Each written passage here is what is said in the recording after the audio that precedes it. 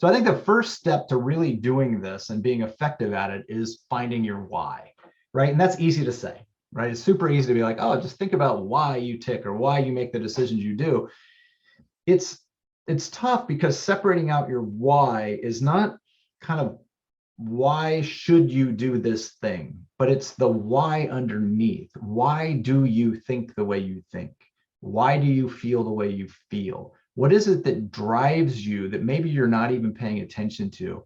I think a lot of us just kind of ignore this because we go through the motions, right? You go to work, you come home, you go to work, you cash your check. It's just this thing that we do. But what I've found is that to really get to the crux of what makes us tick, you really don't even have to go that deep. Because if you set aside the income, right, ignore the fact that you've got to make a living and start with what do I really care about? What makes a personal connection with me?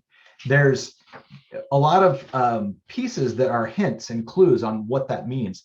If you look at the things that you connect with via media, right? If you watch the news and you see particular stories that really enrage you or really excite you or somehow touch your heart, you're probably leaning or you're getting close to someplace that you should be playing, right? It's, for me, it's when I see stories of injustice, when I see stories about poverty or people being overlooked, it drives me crazy.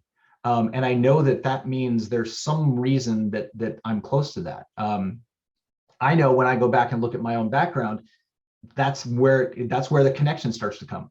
And I've spent my background when I was a kid, we grew up on welfare. So I remember getting the welfare check at the first of the month. I remember going down and picking up food stamps. I remember going and getting the government cheese, which, by the way, government cheese, best grilled cheese sandwich in the world. If you've never had one, you are missing out, my friends.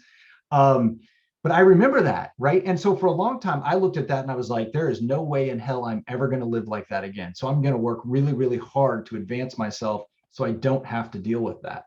When instead, I think what my heart, especially now, is telling me is there's an opportunity to actually help people come out of that and help people understand that that's not some kind of terrible death sentence or anything like that, but helping make that connection. So I would challenge all of you that when you thinking about this why or what makes you tick, find the things that you connect to, because I guarantee there's something that each of you can look at that you watch a certain commercial, you hear a certain story, and you have some kind of an emotional reaction to it.